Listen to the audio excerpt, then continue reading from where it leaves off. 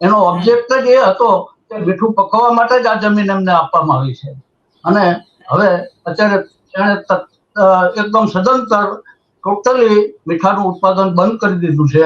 અને આ રીતે આ લોકો અન્ય કંપનીને ભાડા પડતા જમીન આપી અને અમારા અગરિયાઓ જે કોઈ મીઠું પકવતા હતા એને બેરોજગાર કરી દીધા છે. પહેલો રણોત્સવ ખારાગોડામાં થયો અને નરેન્દ્ર મોદી સાથે હું 2 દિવસ સુધી હતો, રૂબરૂ એની સાથે જ હતો હું. અને મેં એમને રજૂઆત કરી કે સાહેબ આ વિસ્તાર છે ને મીઠા કામદારોનો છે, આપ એનું ફિઝિકલ વેરિફિકેશન કરો, એમને જાતે મળવાઓ તો શું છે એમની શું સમસ્યા છે એનો આપને ખ્યાલ આવે. એ રીતે મોદી સાહેબે કોઈ પણ આ બાબતને લક્ષમાં લીધે નહીં, એમને પક્ષીઓ જોવામાં રસ હતો અને પક્ષી જોવા ગયા હતા. હું છું કિરણ કાપુરે, તમે જોઈ રહ્યા છો નવજીવન ન્યૂઝ. ખારાગોડા જે મીઠું પકવવા માટે જાણીતું છે, અગરિયાઓ ત્યાં વર્ષોથી દાયકાઓથી મીઠું પકવે છે, એ ખારાગોડામાં અગરિયાઓની મુશ્કેલી વધી છે. ખાનગી કંપનીઓ ત્યાં પગ પેસારો કરી રહી છે અને હિન્દુસ્તાન સોલ્ટ લિમિટેડ જે કેન્દ્ર સરકારની કંપની છે તેના દ્વારા જ ખાનગી કંપનીઓની ત્યાં એન્ટ્રી થઈ છે. તો આ વિશે આપણી સાથે આ પૂરો વિષય સમજવા માટે અને અગરિયાઓને કેવી રીતે નુકસાન થઈ શકે છે આ પૂરા મુદ્દાને લઈને, તેની સાથે આપણે સાથે ખારાગોડાના જે પૂર્વ સરપંચ બાબુલાલ બાથાણી જોડાયા છે અને તેઓ આપણને પૂરા મુદ્દા વિશે વાત કરશે અને અગરિયાઓને જે રીતે નુકસાન થશે તે વિશે સમજાવશે. તો બાબુલાલભાઈ, સૌથી પહેલા તો એ સમજાવો કે આ વિષય ક્યારે ઉદ્ભવ્યો અને તમને કેમ એવું લાગે છે કે આ જે ખાનગી કંપનીઓને જમીન જશે તો એનાથી અગરિયાઓને નુકસાન થવા જઈ રહ્યું છે? હાજી સર, નમસ્તે. મારું નામ બાબુલાલ બાથાણી, રહેવાસી ખારાગોડા જુમલાગામ, તાલુકો પાટડી, જિલ્લો સુરેન્દ્રનગર. મેં એક સરપંચ તરીકે ખારાગોડામાં 1995 થી 2000 સુધીમાં સેવા કરી છે. હવે રિસન્ટલી અમારા વિસ્તારમાં હિન્દુસ્તાન સોલ્ટ કંપની જે છે એને 5000 એકર જમીન કોઈ પ્રાઇવેટ કંપનીને ભાડા પટ્ટે આપેલી છે. હવે એમાં સમસ્યા એ ઊભી થઈ છે કે અમારા જે હિન્દુસ્તાન સોલ્ટ કંપનીના અગરિયા હતા એમની પાસે એમને કમ્પેલ કરી અને હિન્દુસ્તાન સોલ્ટ કંપનીએ આજથી 10 વર્ષ પહેલા રાજીનામા લઈ લીધા છે. એના હિસાબે શું થયું છે કે અમારા જે કોઈ અગરિયાઓ હતા એ બેકાર થયા છે. અમુક ગાંધીધામ ગયા છે મીઠું પકવવા માટે, અમુક આજુબાજુના ગામમાં વાડીઓમાં ગયા છે. હવે એના હિસાબે સમસ્યા અમારી એ ઊભી થઈ છે કે અમારા જે કોઈ રાઈટ હતા મીઠું પકવવાના એ અત્યારે હિન્દુસ્તાન સોલ્ટ કંપનીમાં ટોટલી એબોલિશ થઈ ગયા છે. એટલે અમારી માગણી એવી છે કે અગાઉ હિન્દુસ્તાન સોલ્ટ કંપની જે હતી 1000 પાટામાં મીઠાનું ઉત્પાદન કરતી હતી, લગભગ 3 લાખ ટન જેટલું મીઠાનું ઉત્પાદન થતું હતું. હવે એને જયારે જમીન ઉત્પાદિત થઈ હિન્દુસ્તાન સોલ્ટ કંપનીને, ત્યારે એનો ઓબ્જેક્ટ એ જ હતો કે આ જે કઈ કંપનીને મીઠું પકવવા માટે જ જમીન આપવામાં આવે છે, નહીં કે અન્ય કોઈ પાર્ટીને આ રીતે ભાડા પટ્ટે આપવામાં આવતી આ જમીન છે. એટલે આના હિસાબે શું થાય છે કે અત્યારે 5000 એકર જમીન આજે આ કંપનીને આપી દીધી, કાલે વળી 2-4 વર્ષ પછી વળી બીજી કંપનીને આપશે, તો આમાં અમારા ટોટલી હકો નાબૂદ થઈ જશે. એટલે અમને એ દહેશત છે કે અગાઉ જયારે હિન્દુસ્તાન સોલ્ટ કંપની પહેલા 1000 પાટામાં મીઠાનું ઉત્પાદન કરતી હતી એ કેમ નથી હવે કરતી? શા માટે બંધ કરવું પડે છે એમને? એનો ઓબ્જેક્ટ જ એ હતો કે મીઠું પકવવા માટે જ આ જમીન એમને આપવામાં આવી છે. અને હવે અત્યારે એણે એકદમ સદંતર ટોટલી મીઠાનું ઉત્પાદન બંધ કરી દીધું છે. અને આ રીતે આ લોકો અન્ય કંપનીને ભાડા પડતા જમીન આપી અને અમારા અગરિયાઓ જે કોઈ મીઠું પકવતા હતા એને બેરોજગાર કરી દીધા છે. પણ હવે જે મીઠું પકવવા પહેલા જે અગરિયાઓ મીઠું પકવતા હતા અને હવે જે ખાનગી કંપનીઓને જમીન આપી છે, એ બંનેમાં ફરક શું આવશે? એટલે ખાનગી કંપનીઓ શું કરવાના છે? ત્યાં મીઠું જ પકવવાની છે કે બીજું કઈ કરવાની છે? અમારો અંદાજ એવો છે કે આ લોકો સોલાર માટે પણ આપી હોય અને મીઠું પકવવા માટે પણ આપી હોય, એવો અમારો અંદાજ છે. બરોબર. હવે તમે જે કહી રહ્યા છો કે સોલર તમે ક્યાંય રજૂઆત કરી છે આના અગાઉ? કારણ કે તમને અત્યારે પૂરેપૂરો મુદ્દો ખ્યાલ નથી કે ભાઈ ખાનગી કંપનીને શેના માટે આપી છે, તો તમે સરકાર પાસે રજૂઆત કરી છે આને લઈને?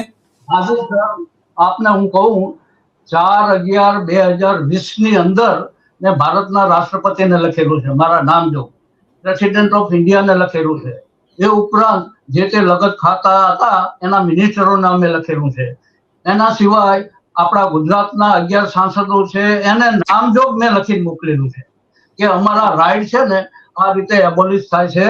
1972 ની અંદર વાઇલ્ડ લાઇફ સેન્ચ્યુરી આવતા અમારા કોઈ પણ પ્રકારના લીઝ રિન્યુ કરી આપવામાં આવતા નથી, અમને લાયસન્સ આપવામાં આવતા નથી, અને આના હિસાબે અમને કોઈ પણ રીતે આ લોકોની એટલી બધી કનડગત છે, ફોરેસ્ટ વાળાને અમને મીઠું પકવવા દેતા નથી, મીઠું ખેંચવા દેતા નથી, રાત્રે રાતપાલીમાં મીઠું ખેંચવા દેતા નથી, અને અનનેસેસરી હેરેસમેન્ટ થતી હોય છે. સર, હવે આપનું એક મારા એ ધ્યાન દોરવાનું છે કે 1944 નો central excise and salt act છે, એની સેક્શન નંબર 31 અને 32 ની અંદર મીઠા કામદાર અગરિયાઓ જે છે એના હકો આરક્ષિત કરેલા છે, રેકોગ્નાઇઝ કરેલા છે.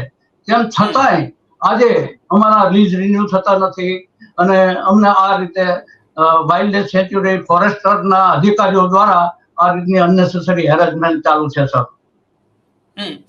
પણ સમયાંતરે ખારાગોડામાં જ વડાપ્રધાન નરેન્દ્ર મોદી જ્યારે અહીંયા મુખ્યમંત્રી હતા કે રાહુલ ગાંધી પણ હતા, તો એ લોકો આવે છે અને અગરિયાઓ વિશે વાત કરે છે, એમના હકો વિશે વાત કરે છે, તો એનાથી પણ કશું ફરક નથી પડતો? આપનું ધ્યાન દોરું સર, પહેલો રણોત્સવ ખારાગોડામાં થયો અને નરેન્દ્ર મોદી સાથે હું 2 દિવસ સુધી હતો, રૂબરૂ એની સાથે જ હતો હું, અને મેં એમને રજૂઆત કરી કે સાહેબ આ વિસ્તાર છે ને મીઠા કામદારોનો છે, આપ એનું ફિઝિકલ વેરિફિકેશન કરો, એમને જાતે મળવાઓ તો શું છે, એમની શું સમસ્યા છે એનો આપને ખ્યાલ આવે. એ વિશે મોદી સાહેબે કોઈ પણ આ બાબતને લક્ષમાં લીધે નહીં, એમને પક્ષીઓ જોવામાં રસ હતો અને પક્ષી જોવા ગયા હતા. પણ તમે આ આટલો જીવન મરણનો પ્રશ્ન છે, અને આ અગરિયાઓનો પ્રશ્ન આજકાલનો નથી, અત્યારે ખાનગી કંપનીઓ આવી છે, પણ એના પહેલા પણ એમની જે કામ કરવાની સ્થિતિને લઈને બહુ જ બધા એમના હેલ્થને ઇશ્યુઝ રહ્યા છે, તો એ અંગે સરકારે કશું કર્યું છે? સરકારે કાંઈ કર્યું નથી સર. એ તો અમે કહીએ છીએ કે અમારી વર્ષોની આટલી બધી માગણી હતી કે અમારા હકો આ રીતે એબોલિશ થાય છે, અનનેસેસરી રીતે વાઇલ્ડ લાઇફ સેન્ચ્યુરી અમને આ રીતે હેરેસમેન્ટ કરે છે, આનો કંઈક પોઝિટિવ એનો કંઈક ઉકેલ આવવો જોઈએ. અમારા માથે છે ને હેંગિંગ સ્વોર્ડ જેવું છે. હેંગિંગ સ્વોર્ડ એટલે લટકતી તલવાર છે અમારા માટે, અને આની વર્ષોથી અમારી માગણી છે, પણ આમાં કોઈ ઉકેલ આવતો નથી. પણ કંપનીને અત્યારે જમીન આપી છે, તો કંપનીએ ત્યાં કશું કામ શરૂ કર્યું છે? તમને એવું લાગે છે કે કંપની કેટલા વખતમાં ત્યાં કામ શરૂ કરશે, એવું કશું ગ્રાઉન્ડ ઉપર દેખાઈ રહ્યું છે? હાજી, અત્યારે કંપની આજે પ્રાઇવેટ કંપનીને એમણે આપેલું છે લીઝ ઉપર જમીન, એની અંદર એમણે પાડા બાંધી દીધેલા છે, અને પાડા એટલા બધા ઊંચા કરી દીધેલા છે કે લગભગ 5000 એકરની અંદર જે અમારા મીઠા ઉત્પાદક અગરિયાઓ કામ કરતા હતા પેલા જે તે પોતાના પાટામાં, એમને એ બધા જ પાટાના ગામડા કહેવાય અને પાટા કહેવાય, અને એ બધું જ એબોલિશ કરી નાખ્યું, ફેરવી નાખ્યું છે ઉપર બુલડોઝર, અને રસ્તા પણ બ્લોક કરી નાખેલા છે. પણ બીજી વાત કરું કે વરસાદ આવે ને એટલે અમારો વિસ્તાર એક આઇલેન્ડ જેવો થઈ જાય છે. મોટું તળાવ બનાવેલું છે અંગ્રેજો વખતનું, અને એ તળાવનું વેસ્ટવેરમાંથી પાણી ફ્લો થાય છે, એ આ રસ્તેથી જ જાય છે, અને અહીંયા પાડા બાંધી દેવામાં આવ્યા છે. એના હિસાબે શું થાય છે કે પાણી રોકાશે તો અમારા આજુબાજુના ખેતરોમાં પણ નુકસાન થવાની સંભાવના છે. પણ કંપની વતી હજુ તમારી સાથે કશું ડાયલોગ થયો છે? તમારી સાથે કંપની આવી છે તમારી સાથે અગરિયાઓ સાથે વાતચીત કરવા માટે? હજુ સુધી ના, કંપની કોઈ પણ રીતે અમારી પાસે આવી નથી, અને કોઈ ડાયલોગ અમારી સાથે કરવા માટે તૈયાર પણ નથી લાગતા, એવું અમને લાગે છે. હવે તમે આગળ જે તમે કહો છો કે ભાઈ આનું અમે સરકાર પાસે રજૂઆત કરીશું, સરકાર જો કશું ન સાંભળે તો અમે આંદોલન તરફ જઈશું આગળ, તો એ આંદોલનમાં તમારી શું કરવાના છો તમે, એ જરા તમે કહો. એમાં તો સર અમારી માગણી માટે અમે લડત આપવાના છીએ. એક તો અમારા લીઝ અને લાયસન્સ અમને મળવા જોઈએ, એક અમારી એ માગણી છે. અને હિન્દુસ્તાન સોલ કંપની અગાઉ જે રીતે 1000 પાટામાં મીઠાનું ઉત્પાદન કરતી હતી એ પ્રમાણે જ હવે શરૂઆત કરે, નહીં કે આવી બીજી કંપનીઓને ભાડા પટ્ટે જમીન આપે. કારણ કે એનો ઓબ્જેક્ટ જ એ હતો સર કે એમાં એ જમીન એને સંપાદન કરવામાં આવેલી એ જમીનમાં મીઠું પકાવવાનો જ ઓબ્જેક્ટ હતો. અને આમાં તો મને એવું લાગે છે કે બ્રીચ ઓફ કન્ડિશન થાય છે. આ રીતે ભાડા આપી શકે નહીં કંપની. પણ તમે આ જે તમે કીધું કે ભાઈ આ ઉદ્દેશ જ ફેર થાય છે, તો તમે એના માટે કોઈ કાયદાકીય મદદ ના લીધી? સીધું આંદોલન પર જઈ રહ્યા છો, કોઈ કાયદાકીય? અમારો વિચાર એવો છે સર કે આમાં આજુબાજુના બધા જે વાઇલ્ડ સેન્ચ્યુરી આખા 4954 ચોરસ કિલોમીટર વિસ્તાર છે એ તમામ વિસ્તારને સરકારે વાઇલ્ડ સેન્ચ્યુરી તરીકે ડિક્લેર કરી દીધી છે. હવે વાઇલ્ડની જે વસ્તી છે એ હકીકતમાં ક્યાં છે? કોસ્ટલ એરિયાથી 5 કિલોમીટરની રેડિયસની અંદર જ રણમાં છે, જ્યાં કોઈ પણ પ્રકારની વનસ્પતિ થતી નથી, કોઈ પણ પ્રકારનું વેજીટેશન કે કોઈ પણ પ્રકારનું પોટેબલ વોટર નથી, પીવા માટેનું પાણી નથી. એવા વિસ્તારને આ લોકોએ ટેબલ પર બેસી અને વાઇલ્ડ સેન્ચ્યુરી તરીકે ડિક્લેર કરી દીધી છે. એટલે અમારી માગણી એવી છે સર કે જે 4954 ચોરસ કિલોમીટર વિસ્તાર છે એમાંથી 3954 ચોરસ કિલોમીટર વિસ્તાર મીઠા કામદારો છે, મીઠા અગરિયાઓ છે કરવામાં આવે અને 1000 એકર જમીન છે રિઝર્વ રાખવામાં આવે, એવી અમારી માગણી છે.